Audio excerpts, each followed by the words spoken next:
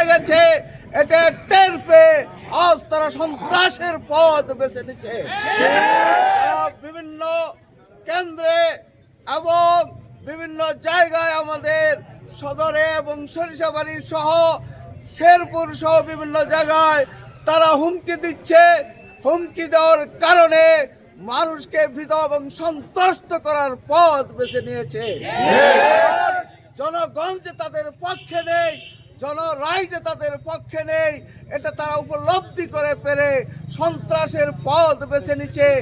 যারা অতীতে সন্ত্রাসী ছিল, সন্ত্রাসের পথ বেছে নিয়েছে, তারা যেমন বাংলার জমিনে আজকে নেই, তেমনি আজকেও যদি তারা আজকে এই নতুন সন্ত্রাসী ফ্যাসিবাদী ভূমিকা পালন করে, তাহলে বাংলার জমিন, বাংলার জনগণ তাদেরকে এই বাংলাতেও ঠাঁই না দেওয়ার ব্যাপারে সিদ্ধান্ত নেবেন। আসামের নির্বাচন কমিশন কর্তৃক আয়োজিত পরিচিতিমূলক অনুষ্ঠানে আজকের বাংলাদেশ জাতীয়বাদী দলের তথাকথিত সন্ত্রাসীরা আক্রমণ করে আয়োজিত অনুষ্ঠানকে ভণ্ডুল করে দিয়েছে। শুধু তাই নয়, বাংলাদেশ জামাত ইসলামীর শ্রীবর্তী উপজেলা শাখার সংগ্রামী সেক্রেটারি আমাদের একান্ত প্রিয় ভাই রেজাউল করিমকে অত্যন্ত নির্মমভাবে মেরে খুন করা হয়েছে। আমরা এই ঘটনার তীব্র নিন্দা এবং প্রতিবাদ জানাই।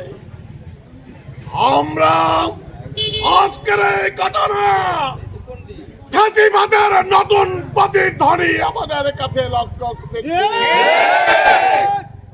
আমরা আজকের বিএনপির এই সন্ত্রাসী কার্যকলাপ ফ্যাসিবাদের নতুন আবিষ্কার।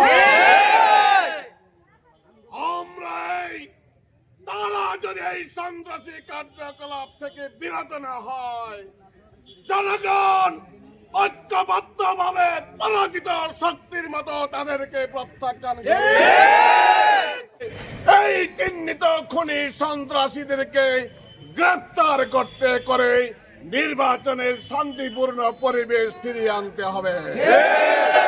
নচেত জনগণের কাছে আজকের প্রশাসনকেও জবাবদিহি করতে হবে।